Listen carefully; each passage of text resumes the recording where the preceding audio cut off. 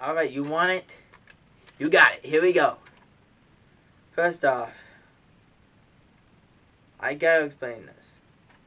I'm gonna put this down, but I want to show the top half right here. Dan Quinn, if you can see that, it's out of focus, but it says Dan Quinn had 4 interviews, and Kellen Moore's 8 head coaching trackers on the rise. Now, I'm going to put this down because I'm going to try to explain this as the best way I can without getting so upset, because I've not been in the mood for the last few days. I don't know how Kellen Moore is getting a head coaching chance. I don't get it. It makes no sense to me. But let's start from the beginning. There was a lot of issues in the 49er Cowboy game. The sunlight that got into Cedric Wilson's eyes, there was drop passes. I get that. I got it. That's things you really can't control, is the sunlight. You can't control drop passes, but you can't control the sunlight. But when it comes down to so many things, there's not one problem. Sure, you can put blame on Dak Prescott. He didn't play well. But a reason why he didn't play well is because the offensive line was just horrible. When you have Tyron Smith and Zach Martin, both All-Pros and Pro Bowlers this year, just get beaten on pretty much every speed rush, what do you want to do? You can't do anything. Lyle Collins and Connor Williams was holding all the time, so they couldn't even get out of their own way. It was getting so bad that the touchdown that Dak Prescott ran on, Zach Martin got beat. He got beat, and Dak had to run out. There was no chance. If he would have been there for another second, that would have been a holding penalty.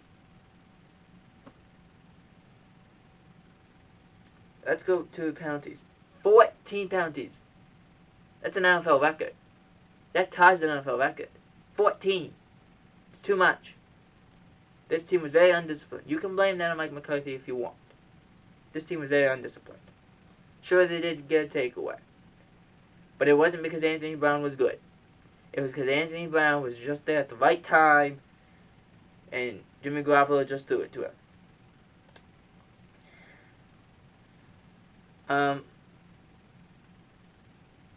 Offense. Let's just talk about the offense. First off, why is Zeke in the game? He's your leading rusher.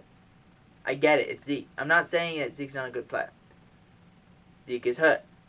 We actually found out what the injury was. He partially tore his PCL. So, what does partially tore PCL pretty much look like? Essentially, when we talked about earlier this year, when one of the NFL players, I think it was Burrow, but it might have been someone else. I know, actually no, it was Zach Wilson. He was talking about it. He said, my kneecap felt loose. Basically, what that happens is you tear ligaments on one side of your knee. One of those ligaments was his PCL. He hurt, and his meniscus. So it was kind of off. His knee kept moving back and forth. It wasn't setting at all. Well, Zeke dealt with a PCL injury the whole year, since week 4 against the Giants. Week 4, week 5 against the Giants.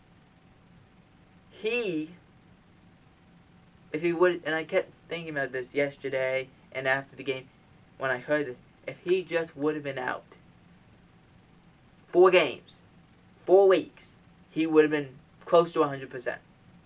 Because either he would have had surgery to fix it, or he would have had just to rest.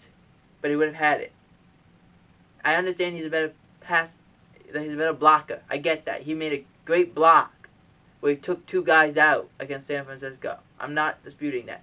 But I would rather have a healthy Zeke, a guy, in my opinion, would have been over 1,000 yards. If I remember correctly, there was only 8 running backs that were over 1,000 yards this year, which is like a low. But he was talking about when Zeke got it, it took him to week 18 to get it. He got 1,002 yards. 1,002. He would have been over 1,000 yards if he was healthy, probably around week 11, week 12. But because he didn't want to take time off, he didn't want to get healthy, he didn't want to have surgery, he didn't want to have to do those little things, it made it harder on him.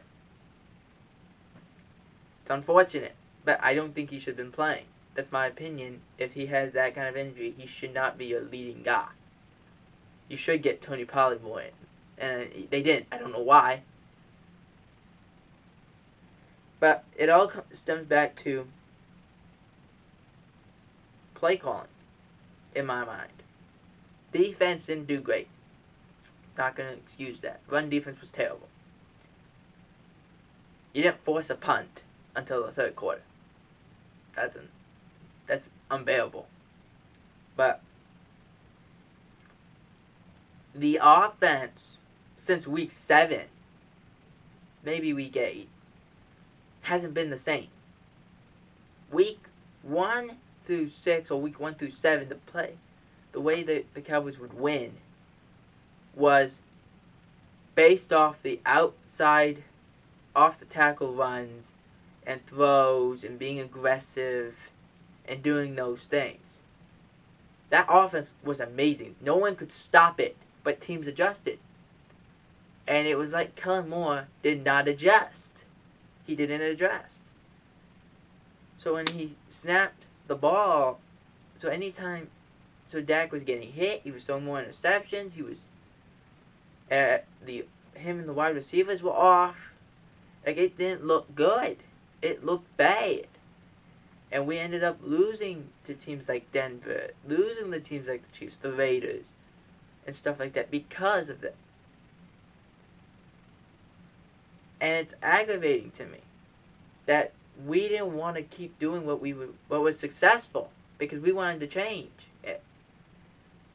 To me, if we would have just done similar things to what we did, not the same exact thing, but similar things, we would have been okay. Instead of just running it up the gut and hoping that Zeke, who with a bad knee, is going to be able to get over 100 yards. Wasn't going to help you.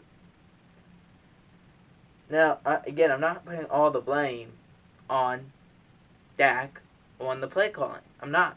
But I do think a lot of it stems for the way the game was being called. I do think that is the question. And if I'm a Cowboys fan, if you don't know this. If I have to choose between Dan Quinn and Kellen Moore, I'm probably taking Dan Quinn. Not because he was a former head coach or anything. Not because of that. But because at least the defense showed growth. Like, they still have a problem with run defense. I'm not going to dispute that at all. They couldn't stop a cold. But at least they showed growth on defense. Where on offense, after like week 6, week 7, it was like the play calling got worse on offense. It was bad. Special teams, oddly enough, was the best thing you had the whole game. The thing that has been the most struggle, which again, in my mind, I think the Cowboys should have a kicking competition heading into this offseason. I don't think Greg Zuerlein, unless he completely dominates in the offseason, is your kicker for the future. I just don't think it happens. Because he missed 6 field goals and 6 extra points this year. Same thing with Mason Crosby.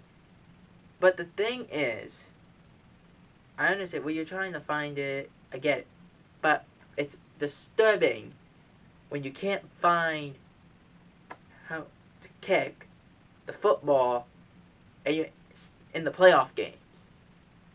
And it's disturbing when your defense can't do anything and your offense is looking up like, what am I supposed to do? That's disturbing. So, the Cowboys announced that Mike McCarthy would be back. I hope Dan Quinn comes back, but I don't see the Cowboys running it back with the same kind with everyone. I just don't see it happening. Well, I heard that there was a report that Dak will have some influence on who they want to keep. So, we'll see how that goes. But I just don't see the Cowboys. If it's me, I'd keep Dan Quinn over Kellen Moore.